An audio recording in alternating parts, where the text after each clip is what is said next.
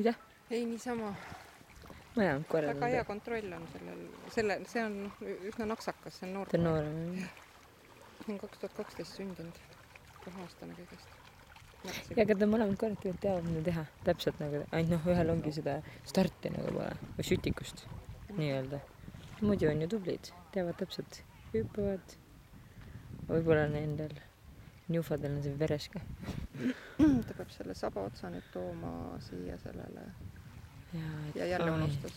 Jälle kaotab punkte, sest ta unustas selle lainelaua saba abilisele anda.